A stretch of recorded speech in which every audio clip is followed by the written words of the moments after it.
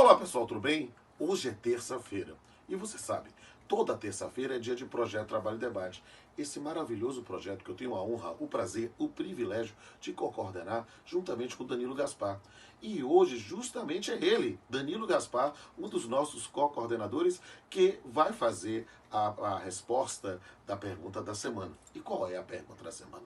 Quais são os limites e possibilidades das provas digitais no processo do trabalho? Isso é uma aula, é um curso, e eu não tenho a menor dúvida que vocês vão aprender muito conferindo lá no perfil do Danilo.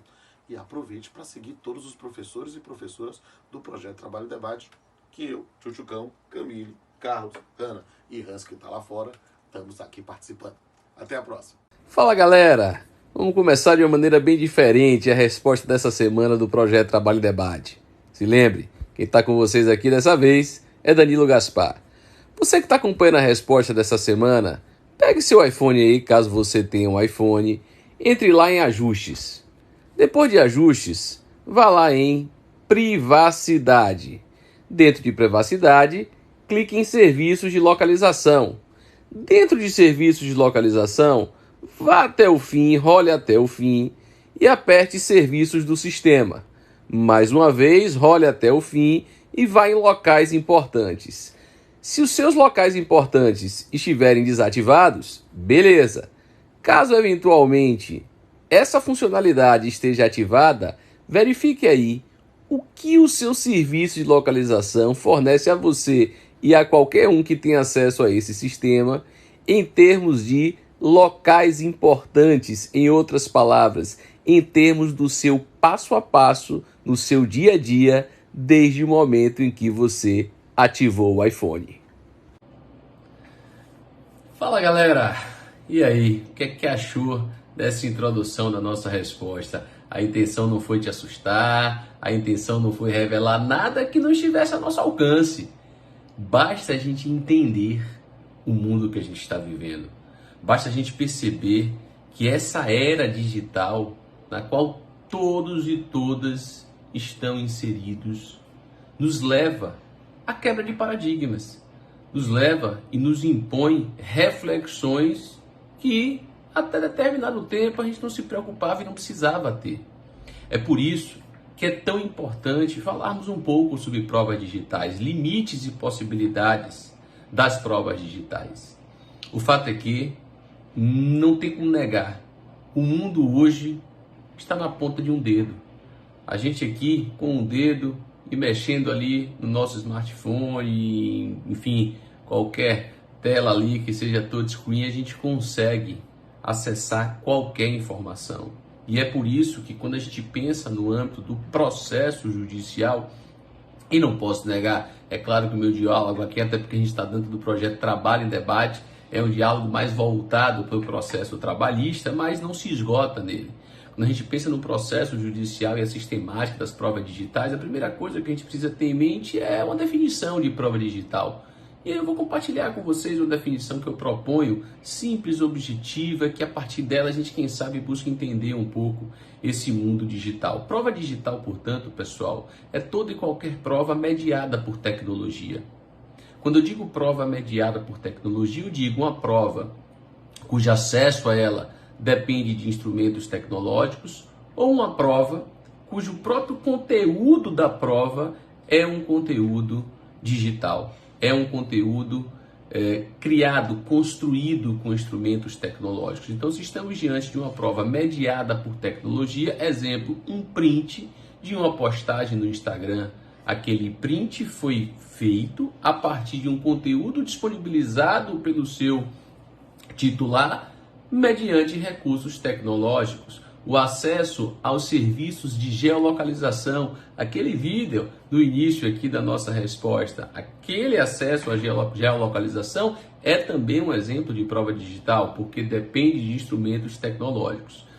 E aí é importante, quando a gente pensa em provas digitais, perceber que se durante muito tempo a gente falou, pensou e cuidou, e esse cuidado é ainda importante, sem sombra de dúvidas, na perspectiva probatória, dentro de uma ideia de invasão de privacidade. Eu não posso invadir a privacidade de outro em busca da prova de um determinado fato, exceto, é claro, as hipóteses de autorização judicial. Mas preste atenção, talvez hoje a gente não esteja vivendo sempre exemplos de invasão de privacidade, mas também muitas vezes de evasão de privacidade. Se eu disponibilizo ao público informações do meu dia a dia, informações da minha vida, informações privadas, eu estou, repito, disponibilizando esse conteúdo a quem quiser acessá-lo. E ao fazê-lo, eu estou produzindo provas. É informação que você lança no seu Facebook, no seu Instagram, no seu WhatsApp. É tudo aquilo que você sincroniza. É tão sedutor esse espaço tecnológico. Ele nos apresenta tantas facilidades. Mas tenha certeza absoluta, essas facilidades elas possuem um preço. E esse preço é o preço da nossa privacidade. A gente está pagando com o preço da nossa privacidade, da nossa intimidade, quando a gente disponibiliza todas essas informações. Não por outra razão, se a gente esteve durante muito tempo limitado ali às chamadas provas de impressão, que são aquelas provas que dependem efetivamente dos sentidos humanos, por exemplo, uma prova testemunhal, depende da percepção que um determinado ser humano tenha da ocorrência de um determinado fato. Hoje em dia a gente já pode buscar a prova de um determinado fato por meio de instrumentos digitais, por meio das chamadas provas digitais. E aqui é um elemento importante que eu quero trazer para vocês. Quando a gente fala em provas digitais, a gente não fala em substituição de uma realidade probatória por outra. Ninguém está buscando abandonar a prova documental, abandonar a prova testemunhal, abandonar a prova pericial, abandonar a expressão judicial, nada disso. Apenas se estar a perceber que hoje nós temos um novo instrumento na busca da verdade. Aquela verdade que um dia nos fez repetir diuturnamente aquela máxima de que o que não está nos autos não está no mundo, hoje é uma verdade muito mais acessível. A gente então pode, e me parece que deve, buscar a verdade mais próxima da real. Talvez a gente não consiga, de fato, no âmbito de um processo judicial, acessar a verdade real, mas isso não nos permite deixar de buscar acessar a verdade mais próxima da real.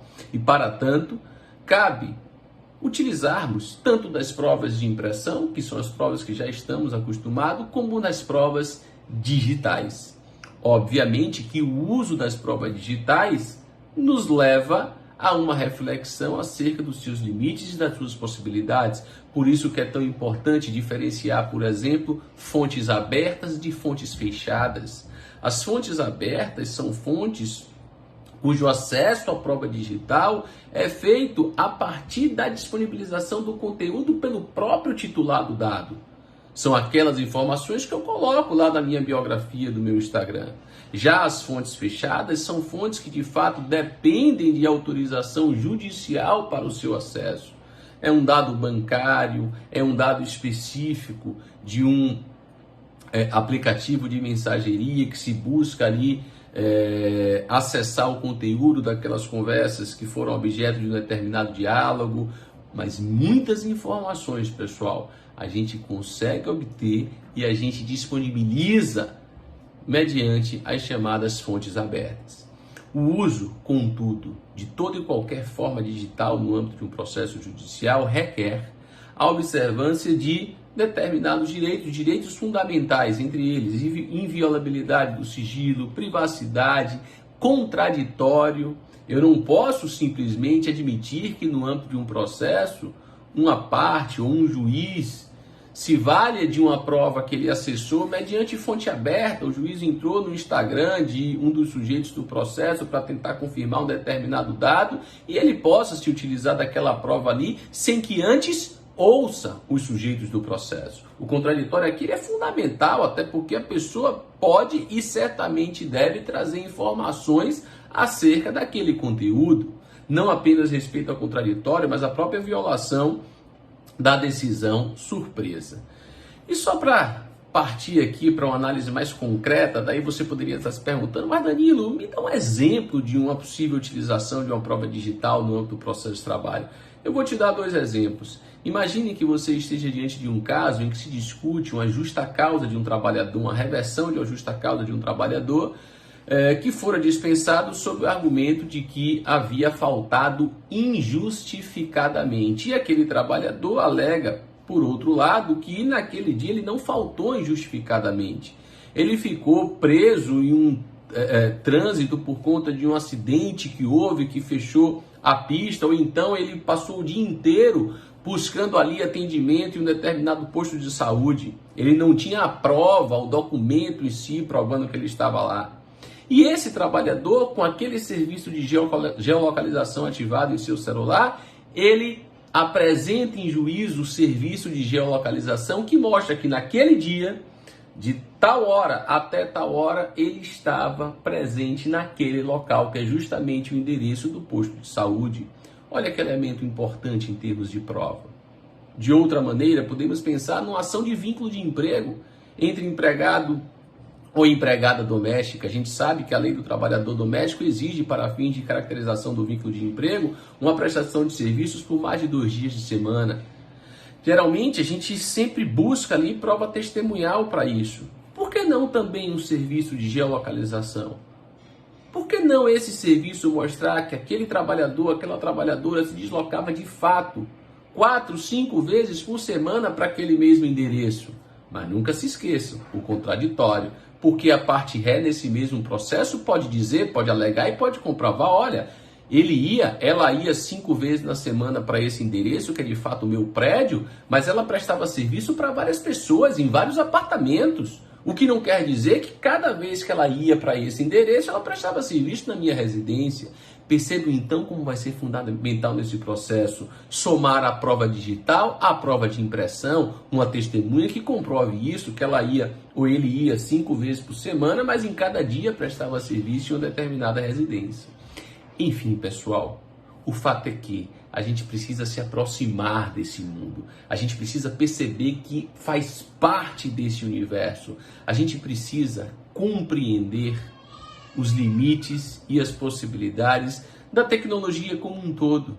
E especificamente quanto ao processo das chamadas provas digitais. Que esse vídeo, que essa resposta sirva, antes de qualquer coisa, de um convite para que você venha fazer parte desse universo fantástico das provas digitais. Muito axé para vocês, foi uma honra imensa fazer parte aqui na rodada dessa semana do Projeto Trabalho em Debate, esse projeto tão maravilhoso que eu tenho a honra de coordenar com o meu querido Rodolfo Pamplona, que contém a participação de inúmeros e inúmeras professores e professoras do direito do trabalho brasileiro. Beijo no coração de todos e até a próxima.